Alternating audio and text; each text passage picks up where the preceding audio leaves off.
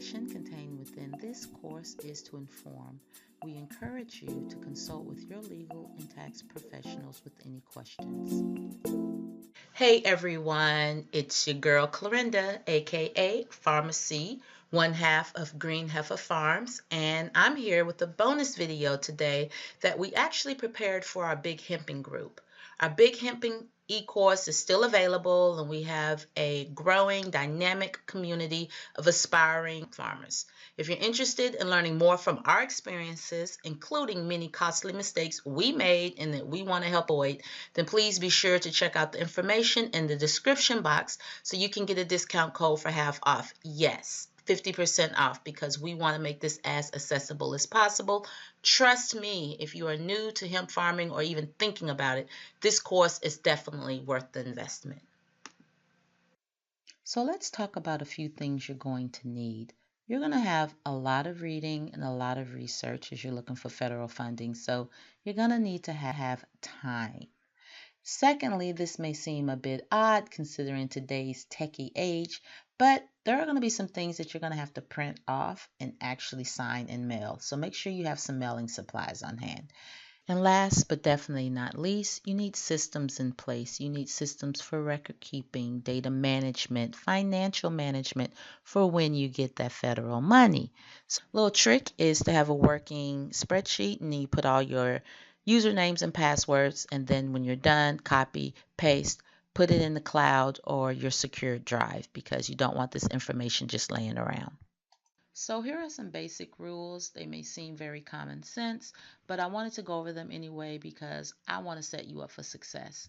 The first is don't pursue grant funding if you cannot manage it. Trust me, you don't want to deal with the federal government that way. Do not chase the money, meaning do not apply for things that don't align with the work that you're doing. And most importantly, do not lie. Just don't. Don't lie about anything. Don't. So let's get right into the course. You want to start your search for federal funding at grants.gov.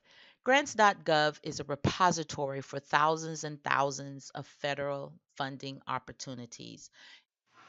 This is where you can come and learn about grants. You will be able to research different grants. As an applicant, you'll pretty much find everything that you need, from how to apply for grants to how to decipher error messages you may receive on the website. There's also information for grantors. So when you are successful in getting that federal money, this will be where you come to make sure that you're current on regulations.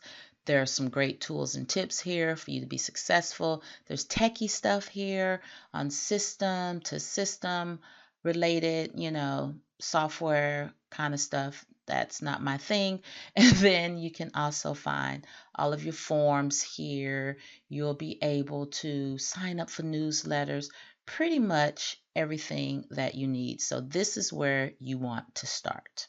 While I can't say this is the most easy to navigate website in the world, considering the vast amount of information it contains, it is pretty well designed. And what I really like about it is there are several ways to get to the same destination.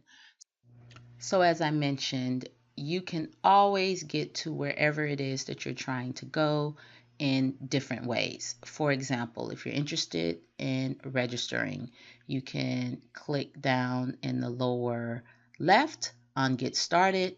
You can go to the upper right and click on Register, or you can come right here and click on Applicants, and then there is Applicant Registration. Or the easiest way I have found is just to actually just click Applicants, and it takes you right to this page. This page is pretty much one-stop shop. You can do everything from check your eligibility to get registered, of course, apply for grants, manage your subscriptions, track your application, get training. Most, if not all, of what you need can be found on this page. So when we look at the Get Registered option, we will see two choices. And the first choice is Applicant Registration. So an individual applicant profile is for those who are going to apply for grants for themselves, and they're not applying on behalf of an organization. Now, there are not a lot of grants out there for individuals, just like there are not a lot of grants out there for businesses, but there are some. So don't believe people when they say there are no grants out there for individuals. There are some. So on this page, they're going to give you all that you need to know on how to set up your registration as an individual. So it tells you exactly what information you're going to need to provide, gives you guidance as far as setting up your password. So it goes into pretty in-depth detail as to what you're going to need. Now, most, myself included, are going to use the second option, which is the organization registration.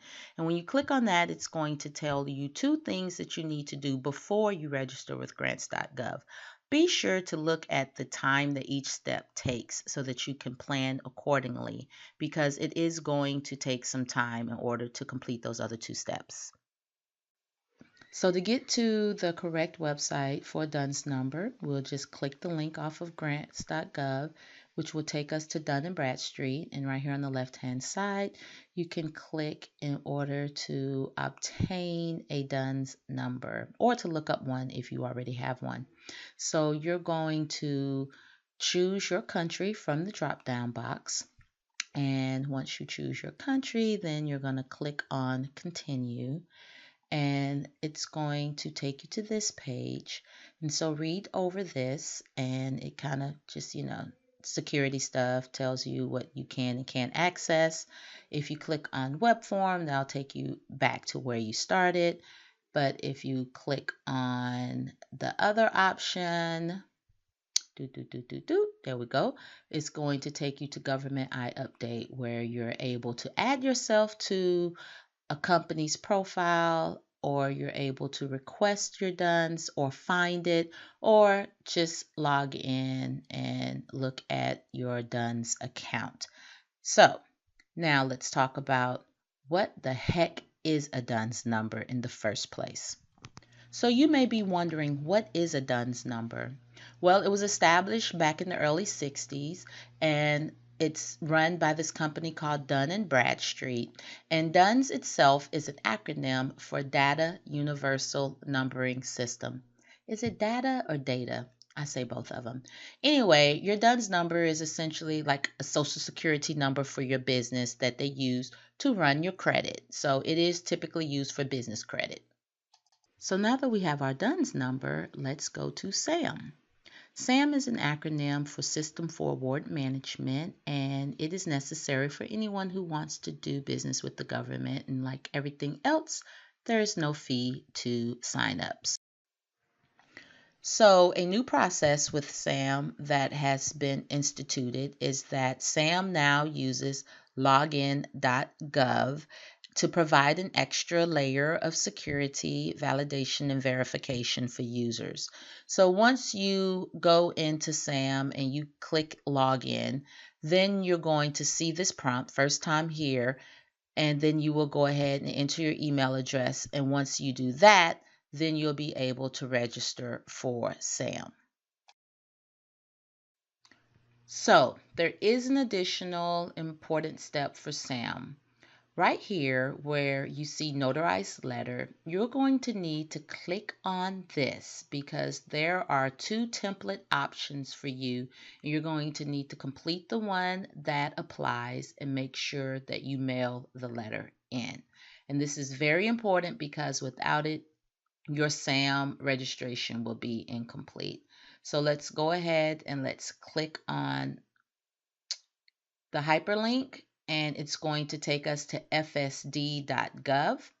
And on this page, there are two options. There's template 1 and then there's template 2. Now, template 1 is if you are registering for a single domestic entity, domestic meaning that it's here in the United States. If you are, then you just click on that, download it, then you'll complete it. If you have multiple entities that are part of your organization, then you're going to use template 2. And you'll do the same thing. You're going to download it, put it on your organization's letterhead, and then you're going to make sure that it is signed in front of a notary. That's very important. And then you have to mail it in within 60 days. So here you go. Here is the template for a single entity.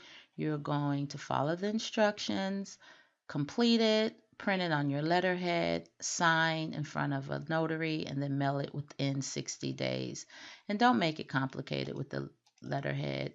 Like I just made something up and threw it in there, but you can put your logo there, address, email, like basic letterhead stuff, but you don't have to have anything professionally designed for this. And make sure that you complete it in its entirety and send it on in. So you want to get that in within 60 days of registering on SAM, or your registration will not be complete. So make sure you meet that deadline. Okay, so we have gotten our DUNS number. We have registered with SAM. Now we are ready to go ahead and complete our registration with grants.gov. So let's go ahead and get registered, shall we? We can do it on this page. We're just going to click register right there. And it's going to take us to this page. And on this page, there's a really good video that I do suggest you watch, how to register with grants.gov. And actually, grants.gov has a pretty good YouTube channel, so you may want to check out some of their videos that are available. But we're going to go and we're going to get registered. So you see the button that says get registered now. We're going to click on that, and it's going to take us to this page. And you're going to need to complete each of the information fields that have the little red asterisk. Those are required, and then the ones that do not have that are optional. But make sure that you're putting in the correct information, spelling things correctly. I'm just throwing some stuff in there for illustration purposes. This is pretty straightforward. It's not anything that you haven't seen before in completing one of these forms. So once you complete it, then you can decide if you want to get the alerts in the newsletter. If you do, then of course check those boxes, and then you're going to click continue. Read that warning first. Because I didn't complete all of the fields, of course, it let me know what's missing in red. So that's very helpful. Now, once you submit everything, then you're going to get this page, which tells you that your grants.gov account has been successfully created. And then it gives you an option to add some profiles. So you can add organization applicant profile, which affiliates you with an organization, or you can add an individual applicant profile, which allows you to apply for opportunities on your own behalf. And I'm just showing you the different options. If you add the individual, it's going to ask for the profile name and the job title. But if you're doing the organization, then you're going to need that DUNS number. So you're definitely going to need to make sure you have your DUNS completed before you are able to complete an organization applicant profile. Quick tip, grants.gov is picky about passwords, so pay special attention. So now that you're registered, you can download the mobile app, connect on social media, take some time and learn the site. You can make updates to your account. So if you need to change information, update information, you can do that. Be very careful about who you allow to be an authorized user of the organizational account, because keep in mind, these people can apply for federal grants and loans with this information. So you want to be smart about that. And now that you're registered, of course, we want to search for grants and see what's available. So there's tons of options. You can find on the homepage on how to search for grants. Remember, there's always several ways to get you wherever it is you're trying to get on this website. So I decided to take a look and see what opportunities were available in farming. And I really like how you can filter information. So you can choose to filter it on opportunity number or when things are closing, when the funding opportunity opened. Just depends on how you want to sort it. I like to use closing dates, so that tells me when the deadline for a particular funding opportunity is. And you're able over on the left hand side, you're able to really narrow down opportunities. So I just clicked on one quick one to give you an idea of how the funding opportunity looks. This one is from the USDA. It was kind of boring. Let me see what I can find over here. Let's kind of narrow it down a bit. I'm a business, so I'm going to fall under others typically. And I have a farm, so let's see what they have under agriculture. Let's see here. Uh, yeah, it was forecasted, was posted. I didn't put what's closed, but that's a good one to look at as well because it probably is going to come back around again depending on who's in office. So here's an opportunity. It's $20 million that is provided for this program. It's discretionary, which is always very interesting. The award ceiling is $2 million, so that's the most one applicant can receive. The award floor is $50,000, so that's the lowest amount that an applicant can receive. So just an example to let you know how these funding opportunities look on grants.gov. And once you start playing around in the site, you'll be able to quickly find the opportunities that align with what you're trying to do.